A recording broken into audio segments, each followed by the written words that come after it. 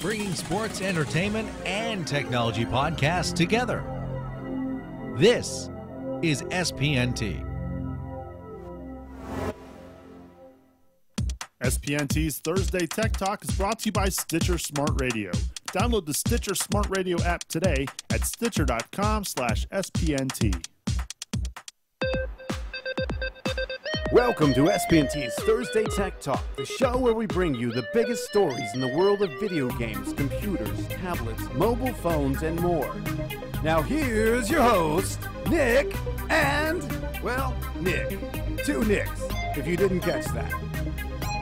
I'm not sure which Nick is which. Maybe they can tell you when they come on the mic.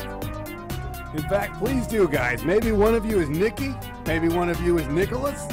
Makes it easier for the listening audience. What's happening, everybody? Thursday Tech Talk coming at you at SPNT.TV. Hope everybody had a fantastic Thanksgiving holiday. We had the week off last week because we were eating lots of turkey. I know Nick was. That's right, man. Oh, well, I meant this Nick. But yeah, you too, Nick. Glad you joined us here for Thursday Tech Talk. Nick, hope you had a good Thanksgiving, man. Yeah, it was a good one. Ate plenty of turkey, plenty of pumpkin pie, plenty of stuffing. Gluttony was the theme of the day, I think, overall. Well, for me, the key word was illness for Thanksgiving. As you can tell, my voice not what it was. I'm still recovering. It's been a very long week. For somebody who hosts 5 podcasts, it's been awful difficult on my on my sinuses in my throat. But hey, we play injured for you folks. We do. So with that, I'm getting a cold as well. So this is going to be. We're both. I might sound worse than you next week. We'll see if I can shake it. Well, let's get right into it with our headlines.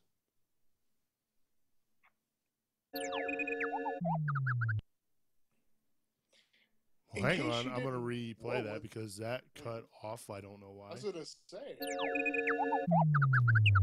Headlines. You think we would be good at this tech stuff, but clearly it's not going well. Yeah, that's tech for you. So, in case you haven't heard about John McAfee, he's a little crazy. He started a blog recently about all the craziness that's going on in Belize. That's right. John McAfee, wanted by the cops, blogging what he's doing around the cops. Yeah. If you guys want to read it, it's a great read. There's a lot of crazy stuff about how he disguised himself to go spy on his house and sneak around reporters. Is this the fall of a tech god, or is this just some guy losing his mind and he never was there to begin with? We'll let you know. Yeah, that seems very odd. Well, hey, if there were ever any doubts that Nintendo's Wii U would have a strong holiday season, consider them gone. Nintendo revealed to CNET that its new game console that launched on November 18th has sold 400,000 units in the U.S. during its first week of availability. The Wii U is the first console to kickstart the next generation of gaming consoles and is Nintendo's first high-definition ready system. Although the console was only about as powerful as a PlayStation 3 and Xbox 360, its controller is unlike any other, sporting a 6.2-inch touchscreen that's capable of streaming games and video directly from a high-definition television. 400,000 units, Nick. That's insane. Hey, have you been waiting for that next Microsoft Surface? You know, the Pro one, not the RT one, the one where you can have a desktop and pretty much run everything on it. Well, guess what? Microsoft confirmed the pricing of the Surface. Starting at $899 for the 64-gigabyte version, this one does not come with a keyboard. That's right, folks, no keyboard for a desktop computer. However, it does come with a free stylus. So, you know, you can stylize things instead of using your finger like you've been doing on your phones for, I don't know, 2-3 years now. But there's a 128-gigabyte version at $999. Do we think this is a good deal here at Thursday Tech Talk? We'll let you know. Okay, then. All right. Do you have a Google Plus account? Do you leave reviews for apps in the Google Play Store?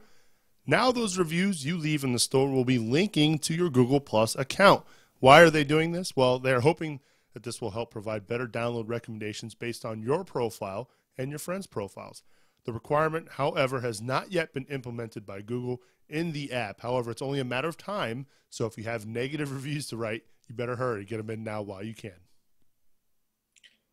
Consumer Reports, the nonprofit organization that pretty much tells you whether something is good or sucks, has came out today and said, here are the rankings of every major U.S. carrier. That's right, the top 4. Well, I bet you can't guess what's on the bottom. That's right, folks, AT&T for the second year in a row. That's right, picking up the rear 2 times. And guess what? 2 times in a row, Verizon's number 1. Sprint and T-Mobile, they're in the middle somewhere. Now, is this a good thing that AT&T didn't learn about it? Is AT&T going to start actually doing something? Or is Verizon just going to keep dominating? I don't know. Consumer Reports came out and said that it polled some subscribers, a set number, about 63,000, and gave the results. You can read all about it in their magazine. So the Wii U sold 400,000 units last week. I'll raise your 400,000 and raise you another 350,000. Microsoft's aging Xbox 360 console still has some pep in its proverbial step, moving more than 750,000 consoles last week in the U.S. alone, rounded out by Black Friday. Microsoft bringing the heat, folks. That's a lot of Xbox 360s. Who knew that people were in demand that still needed that aging console? Well, that is going to wrap up our headlines for this week. Headlines. Our headlines brought to you each and every week by Gazelle.com. Check them out at spnt.tv/Gazelle. Sell your old iPods, iPhones, Android phones, and get some cold hard cash. Again, that link, spnt.tv/Gazelle. All right, Nick, Black Friday. Did you go shopping? Did you buy anything techie related? Did you do anything on Black Friday? I played video games Nothing wrong with that. all day. I do not leave the house on Black Friday ever. Okay. It's just I'm not into all the chaos and all that. You know, to me, I'll just wait until Cyber Monday and get the same deal with buying online. I don't need to actually go out into the foray of pushing and shoving and stabbings, which happen every year. Seems like so. it. How about you? Did you go out? No, too busy traveling, going to different Thanksgivings with the family. I've never actually gone shopping on Black Friday. I think last year we attempted, or we were going to go check it out, and we saw the line that was at Best Buy, and this was probably at 10:30 on Thanksgiving night, and it was ridiculous. Generators, tents, grills. You people are insane. I used to manage at KB Toys back in the day, and and I'd have to show up to the store at about 4 a.m. In the morning, and I would get there. Usually, I was about the second one there, and there was already at least 500 people lined up outside. And then through the window, I'd taunt them, drinking my hot coffee, staying warm. But then they eventually got back at me when they got in the store, and the chaos erupted. Right. Yeah, no thanks. I'll pass. Yeah, exactly. But so what do we need to talk about this week? Well, we got the Pro version of the Surface, which everyone's been kind of anxious at what Microsoft's going to do here after they had the RT. A lot of people thought Microsoft was going to totally trounce Apple and Android, and even Amazon had come out and just lowball the RT's price to get it into people's hands. That didn't happen, and it matched Apple's price pretty close. And now they came out with the Surface Pro, starting at $899, with the 128 gig being $99, or not $199. And it doesn't come with a keyboard. You have to pay an extra $100 for that, over $100 if you want the real keyboard. And this just baffled my mind because you can get a MacBook Air for cheaper. Heck, you can get an Ultrabook for cheaper with Windows 8 on it. You don't have to have the whole touch, screen part of it. I don't know if Microsoft's shooting itself in the foot with this, because the specs I'm reading on there aren't that impressive. You can get better laptops for cheaper. You don't think Is that this the Microsoft fanboys will come out in droves and make these purchases? Oh, I'm sure. Just as the Apple, I mean, you hear a lot about the Apple fanboys, and there's even the Android fanboys that have to buy the next Google thing when it comes out. Right. So I'm sure they're going to sell some. I mean, they sold a good, decent number of the RT, though. Reports are now saying it's slowing down. But as a guy who works on computers all day and writes software, I would not want to work on one of these. I couldn't. It would drive me up a wall because I mean, if I have a desktop computer, I want a keyboard. Right. And I want a good keyboard. I don't want the touch keyboard where the keys don't go down. I want to feel like I'm typing. And this doesn't have it. This is a straight screen with a stylus. I mean, when's the last time you used a stylus? Couldn't tell you. Now, so this is a different than just because I'm dumbing this down. This is a different unit than what we've been seeing on those awesome Surface commercials. Yeah, this is a little bit different. That's the RT. That's pretty much, you can think of it as an iPad or an Android tablet. So the Surface Pro is really just the next version or Microsoft's first version of a desktop computer. Yeah, it's essentially their version of a desktop or laptop. And this is their first time making a computer. Did you know that? This is their Yeah, first foray into the actual hardware. So they're learning this as well. They partnered closely and had people build stuff for them. Their original tablet, I can't remember who built it, but they didn't build it, but they partnered with, I think it was HP at the time, to build their first one. It was Windows XP Tablet Edition. I mean, this thing has some pep in it. It's a full 1920 by 1080, so it's over 1080p resolution on the screen. That's really cool. But you're getting a third-gen Core i5 with Intel HD graphics. So I'm sorry, gamers, you're out on that one. Right. If you want to run desktop games on this thing, that's not going to happen. At least at high-res settings. 4 gigs of RAM, mini DisplayPort, so you can output it to another monitor, which is kind of I do think that's really neat. And you get a full-size USB 3.0 port. So you're getting the stuff you need to make this a full computer, and what a lot of people say is lacking in the iPad to have that output. But you got to remember, this is a Core i5 processor. This needs a fan. This thing isn't running like the ARMs without a fan and quiet. This thing is going to have noise coming out of it. You can't run these Intel processors without that. I'm really curious to hear how loud this thing is. If it's anything like an Xbox 360, you know it's going to be loud. Jet engine out there. Right.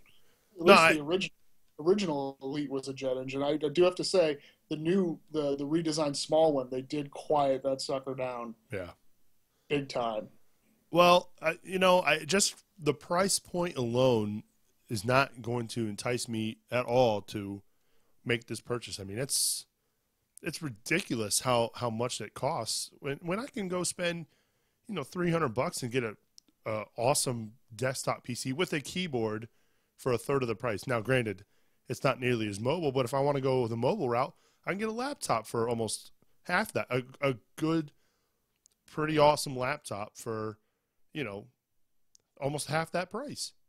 Yeah, and if you really want to go crazy mobile, you can get yourself a Nexus 7 for $200, and then you got a 7-inch tablet, which I argue is a better size to begin with. I mean, I touched an iPad mini this week, and wow, it makes my iPad feel like it weighs a ton. So the 7-incher is the way to go, I think. So you can spend $200, get yourself a little 7-inch Android tablet, or spend $400 or I think it's at $499 now.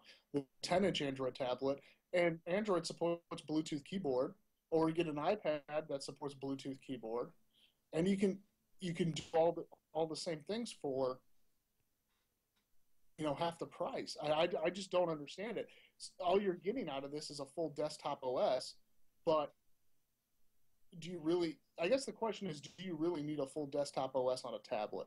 Maybe I'm wrong. Maybe this is the greatest thing since sliced bread, and I don't know what I'm talking about when it comes to this. But I do not see the need for a full desktop OS on a big tablet like that.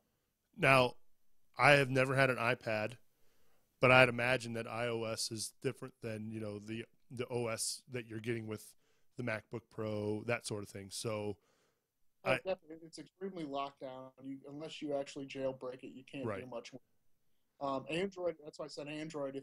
Because more likely, if you're looking at a Windows Surface tablet or a Microsoft Surface tablet, you want the openness of Windows. You want to be able to do what you want to do, and the way you do that is Android, because Android is, you can mess up your device if you want to, right? Because it's so open, you can do whatever you need to do. Now, if they included the Office they included with the RT tablet, I would have said home run. Because not only are these people going to have to drop, let's say they want 128 gig, because this is going to be their laptop. That's a real small hard drive for a laptop. So let's say they get the 128 gig, that's $1,000. Then on top of that, they're either going to have to pay another $200 some odd for Office, or sign up for Office 365, which is $10 around. So if they would have done $999, 128 with Office, that would be unbelievable, because no laptop comes with Office unless you pay for it. Right. That just scored a home run, and then you could see businesses grabbing these things up going, I don't have to buy Office. I don't have to worry about Office. It's already built in. It's into the OS, just like it is on the RT. How long till we see a Surface Mini? I actually think Microsoft is looking into, because the 7-inch tablets are going nuts right now. I mean, it's the thing. The tab is the hardest thing in the world to try and get one. I think what they're going to end up doing is they want Windows 8 desktop OS or RT. They'll take Windows Phone and scale it up to about 7 inches.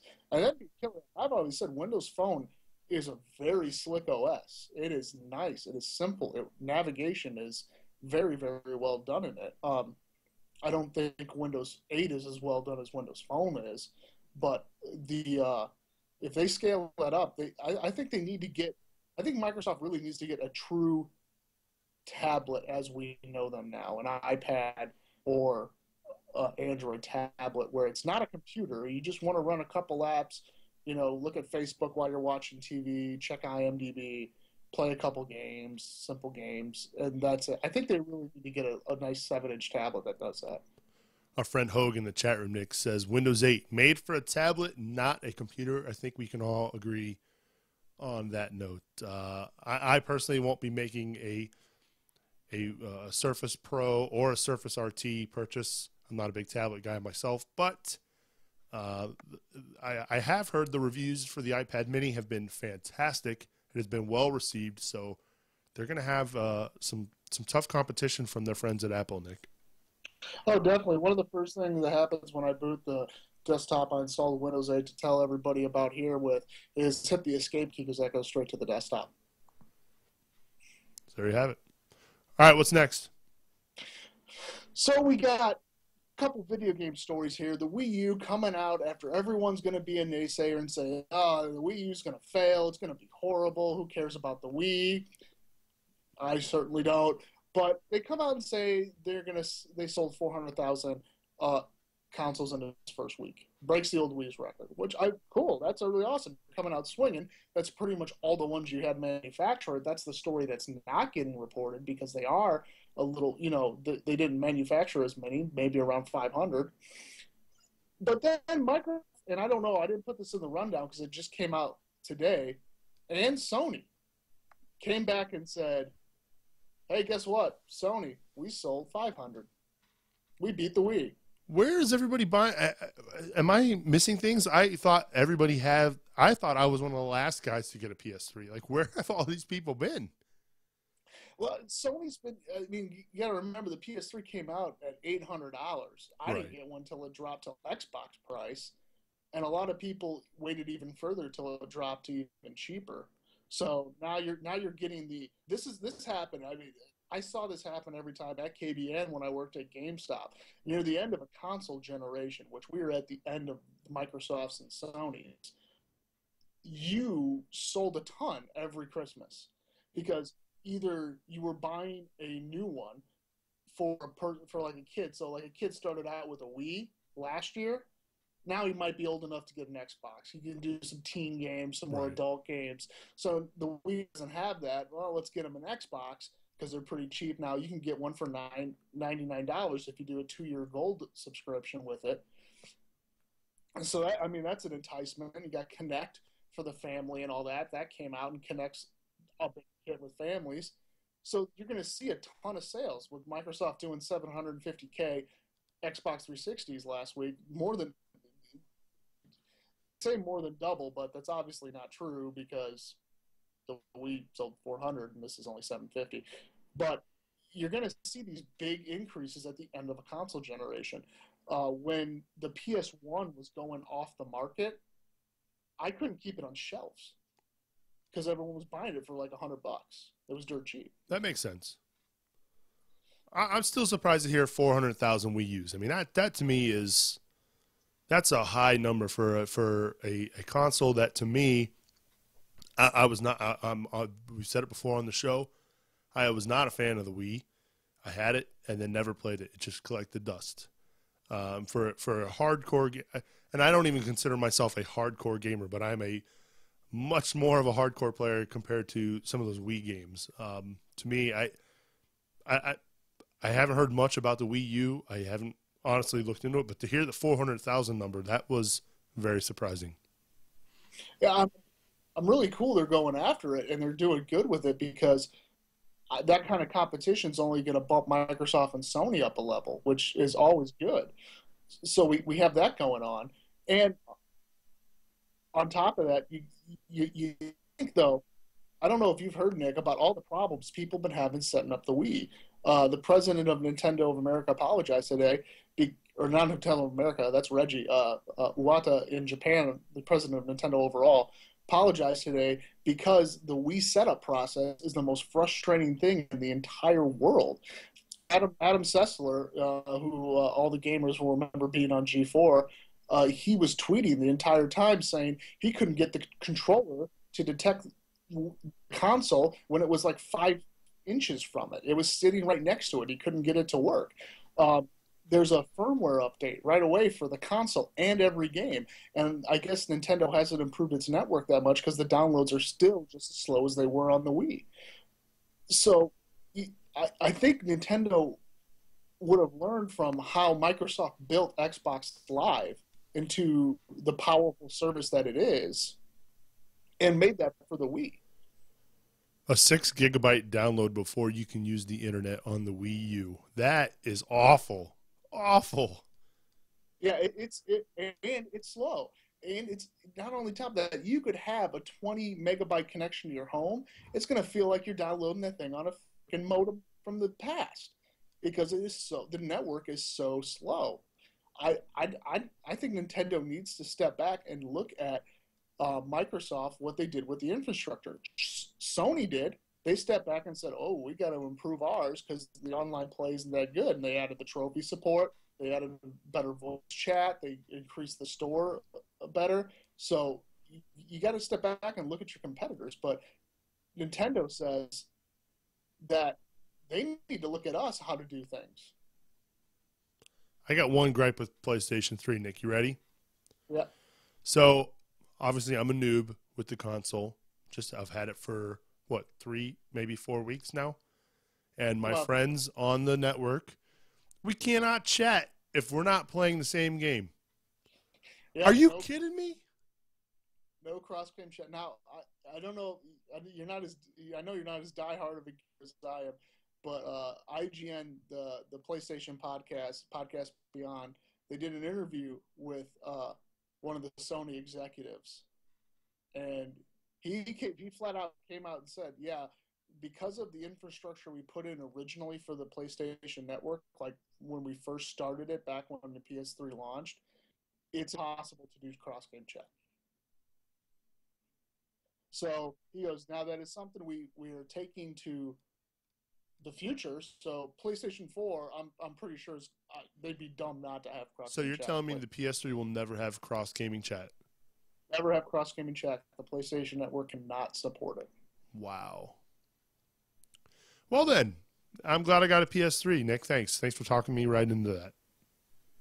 Hey, you don't have to pay to play FIFA online. Remember that. I don't play that game online anyway, Nick.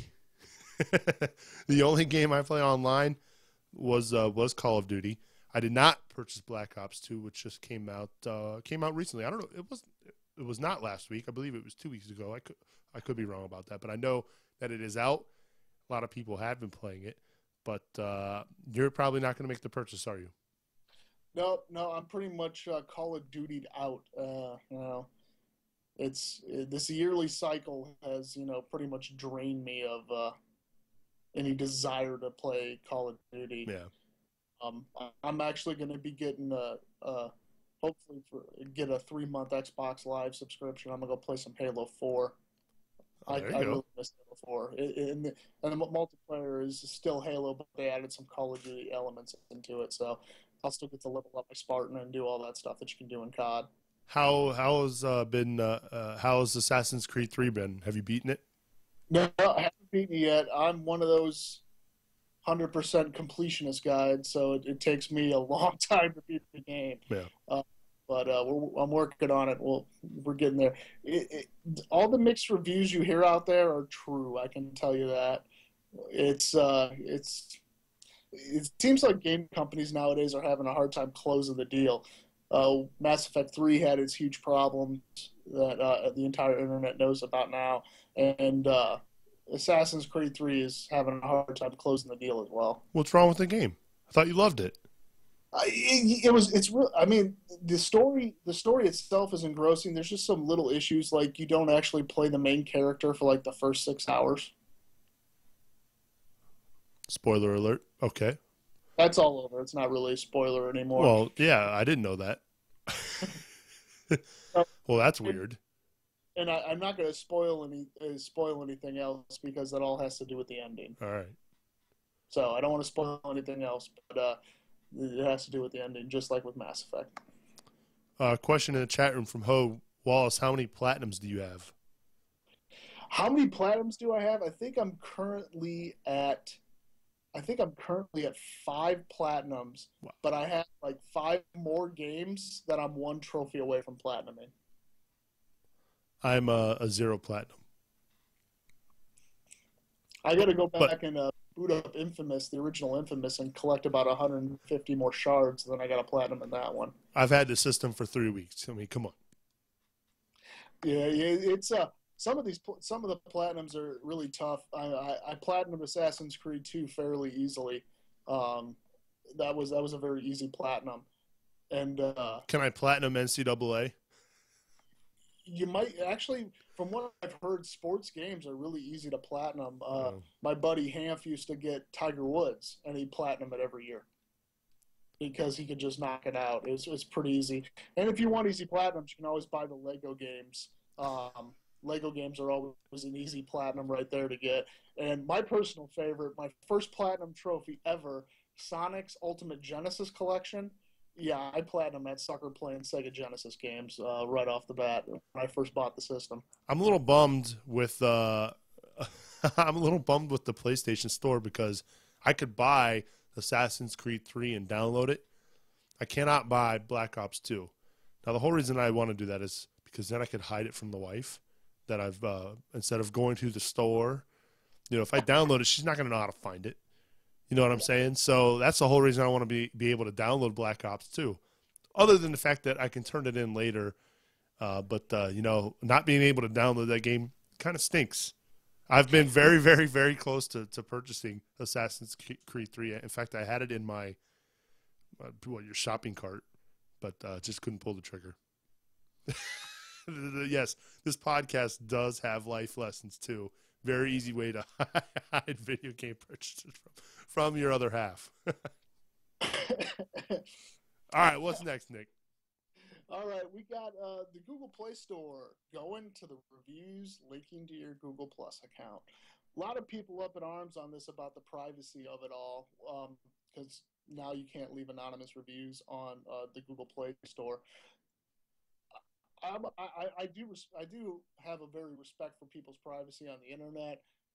Tell people all the time, don't be Facebooking everybody in public, don't be friending everybody, because your information is going to leak out when you post some dumb story about how you got drunk and kicked out of a strip club one night, and then your boss is going to see it, and then you're going to be in a world of trouble. I can't believe you just told everybody, Nick.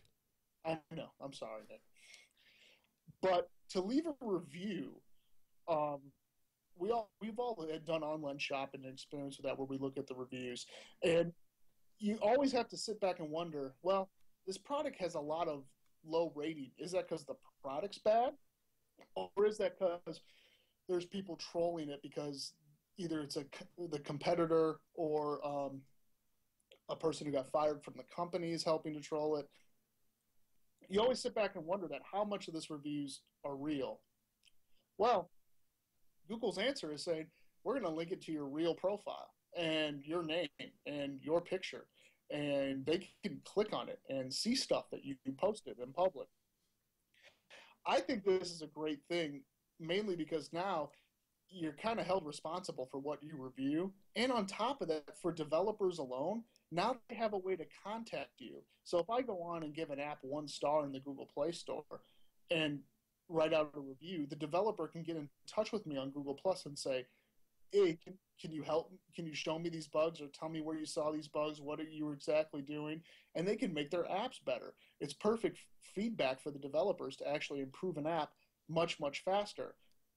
You can help a developer. So if you have an awesome app that you like, but there's a couple bugs in it, you can leave a review. Developer can contact you. You can contact the developer and work together on Google Plus. I think that's really cool. Do you leave a lot of reviews? Because I can honestly say I've never once left a review for an app. I leave a lot of reviews if the app is paid. So if you have to pay money for the app and the app is horrible, I will leave a review. Because I don't want someone to waste their money on an app that I know is absolutely horrible. But free, I really don't. I've left a couple reviews of apps I'm personally a fan of, but I don't really rush out there and do it right away. Especially like I was talking about Tweetbot a few shows ago that I use for a Twitter client. It's already got, well, at least when I looked last, it was in almost 6,000 reviews or somewhere way up there, and it's all 4 stars. So me leaving a review is not going to make any difference in that case. But paid apps are what I usually go for, and that's kind of the huge thing. It's on the up and up now with the Android store. Android was mostly based on free apps with ads in them. That's how Android developers made their money, because people weren't buying apps on Android. It's starting to come up, but they weren't at first. So if you have a free app you're trying to make money off of this, and you have a developer who makes a competing app, or you have just someone who's trolling you and leaving crappy reviews, that can hold them accountable, and you can that'll get out there. We need an SPNT app. Yeah, we do need an SPNT app. And Hope brings up a good thing. Refunds, you can still get that, and that's why I believe it's 15 minutes now is what it's shrunk down to. But in the Android App Store, you can get a refund, which is really, really cool. To say, hey, I bought this app for $10.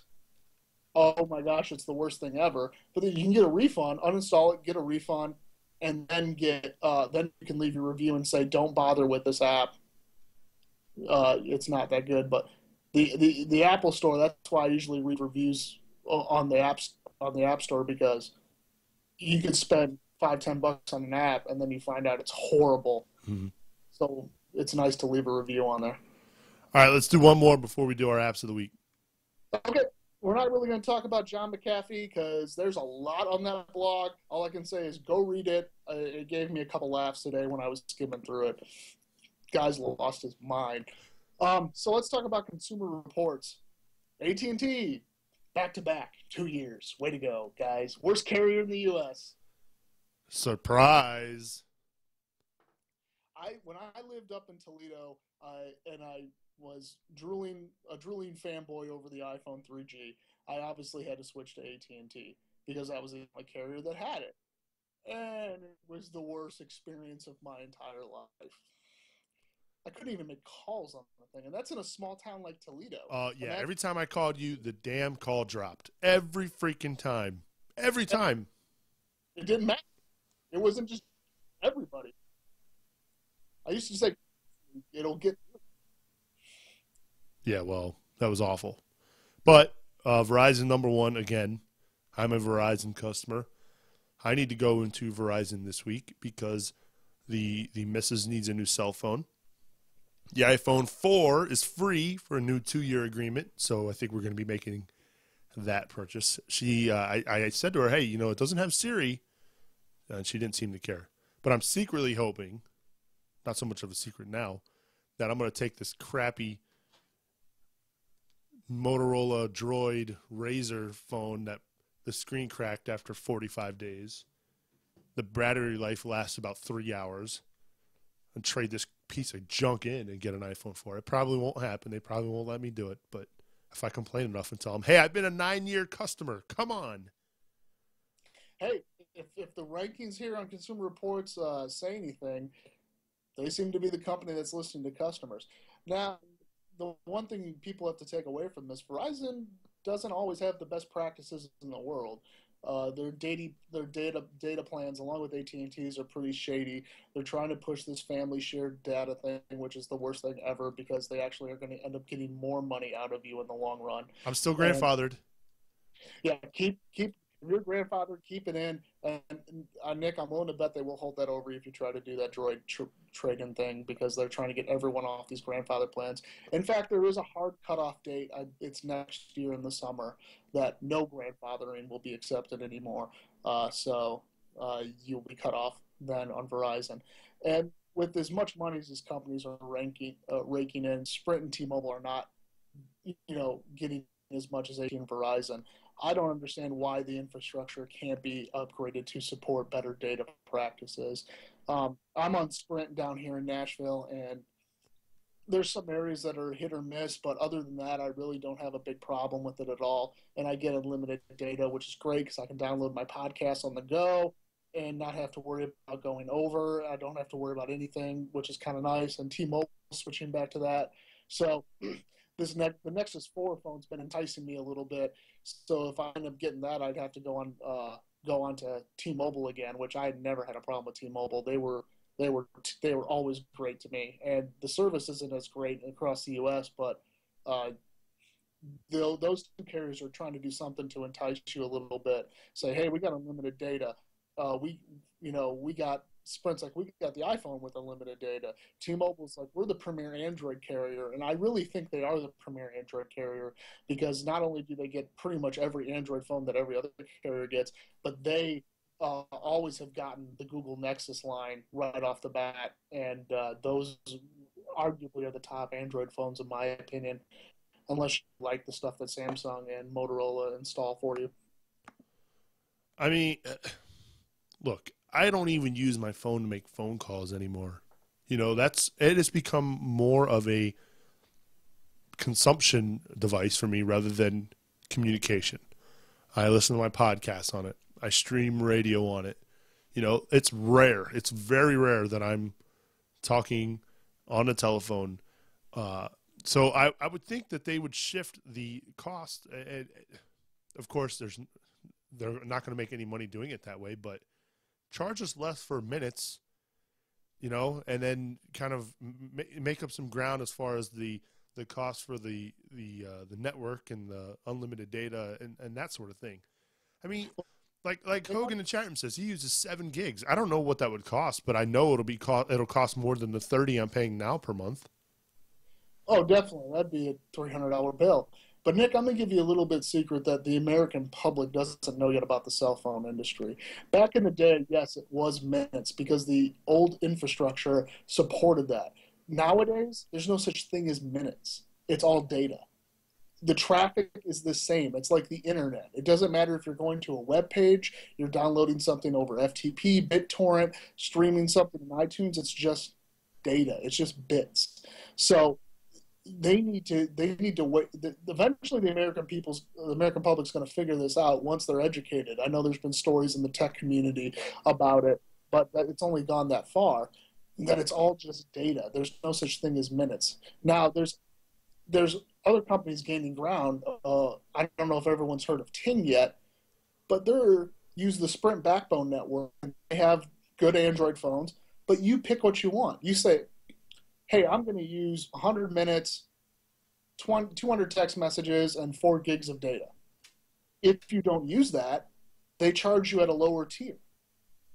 So you get money back at the month. If you don't use your stuff, you get money back saying, hey, you didn't use enough, here's a refund on your bill. And if you use more, they don't drastically overcharge you. They just put you up to the next tier for that month. And you go back down to what you were at before. It's the same people that do hover.com. It's Two Cows. These guys have been rocking the internet for a long time. So they went ahead and decided to shake up the cell phone industry. And Hogan, the chat room asked, is that like Straight Talk? I don't think Straight Talk bumps you up or down dynamically like Ting does. I think they do the overage charges like Verizon and AT&T do. So, because you got to stay within your limits. Ting actually bumps you up and bumps you back down and gives you refunds if you don't use them your allotted amount that you pick. Either way, it's a cash cow. I'm frustrated. Oh, definitely is a cash cow. Text messages, and since, like you said, you don't use your phone for calling anymore, going over on minutes and text messages were their biggest source of revenue. Well, everyone's not texting anymore. If you have an iPhone, you use an iMessage with everybody that has an iPhone. That's completely free. That doesn't count towards your text message.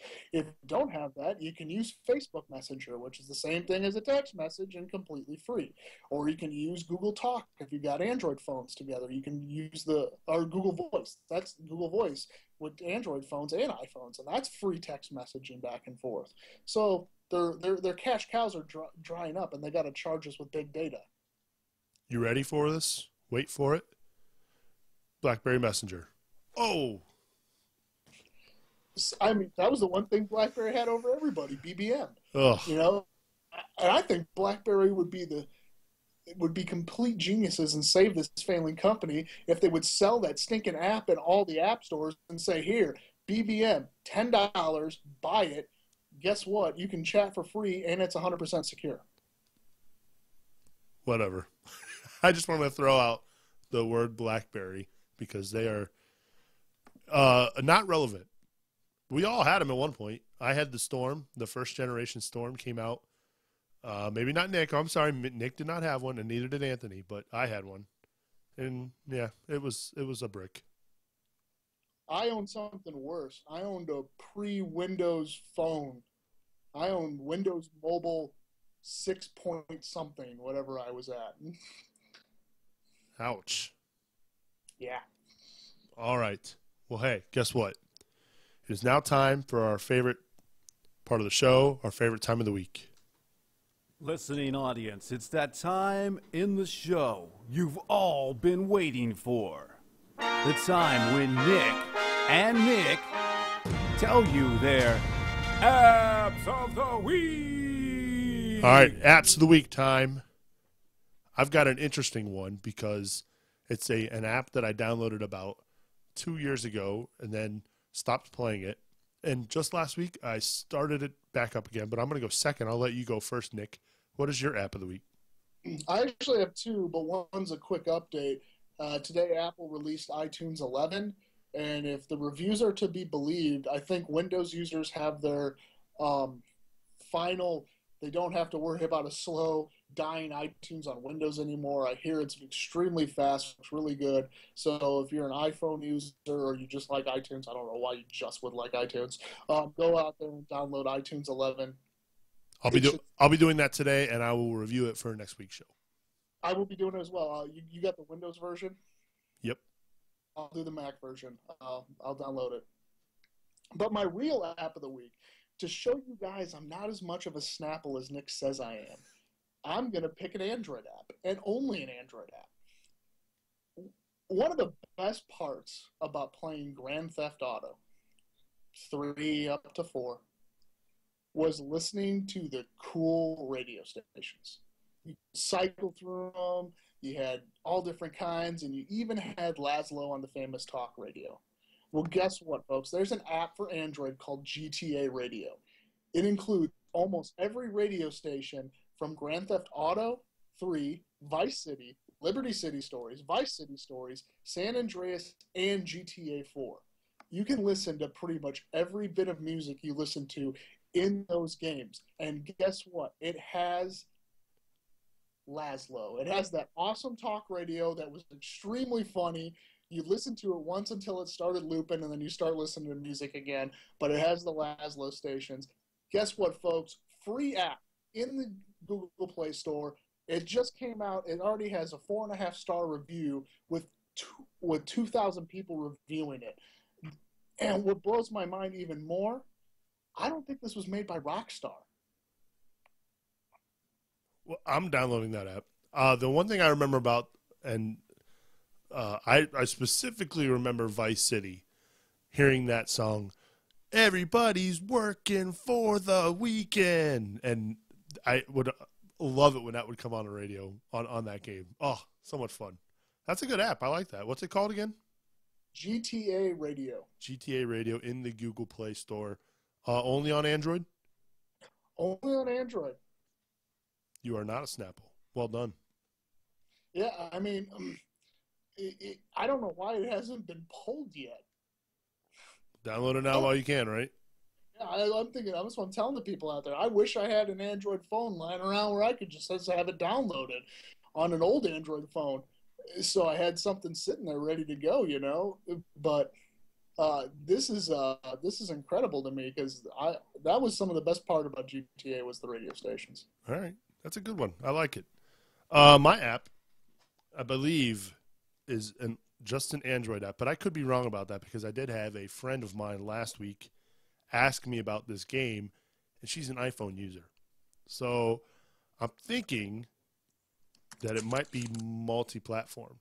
But it's a game called Alchemy, Alchemy, and you start off with 4 elements, and you have to basically mix them to combine and come up with, there's a total of 390 things that you can discover.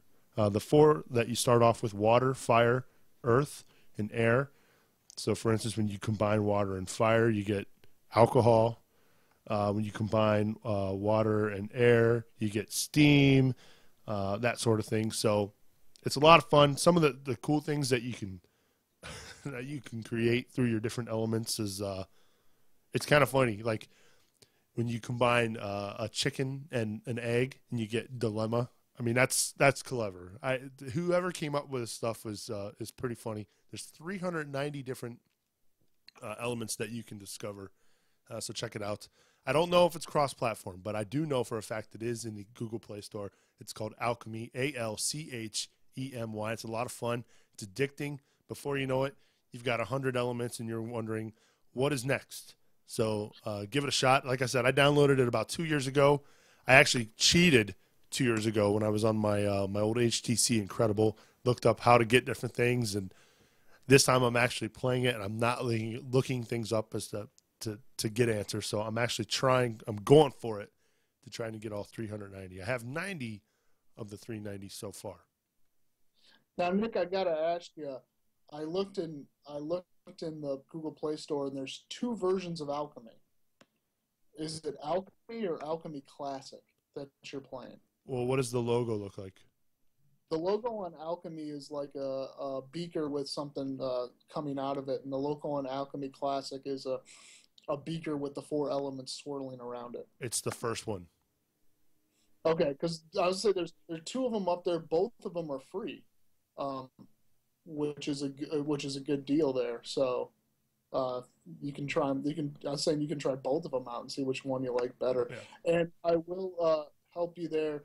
The Alchemy one that you're playing is cross-platform. All right, there you go. That one is. The other Alchemy Classic is not. Zed's the guy's name who wrote the other one is Zed, and in the iTunes store it's called Zed's Alchemy. It has the same logo and everything, and it's looks almost identical to what I remember on the Android store. So those are our apps of the week. We'd love to hear your suggestions for app of the week. Email us at techtalk@spnt.tv. You can also give us a follow on Twitter. We are at SPNT Thursday Tech Talk. Right, Nick? I think, yeah. You would think we don't tweet very much. I've got 7 different Twitter accounts. I'm doing my best. But give us a follow on Twitter.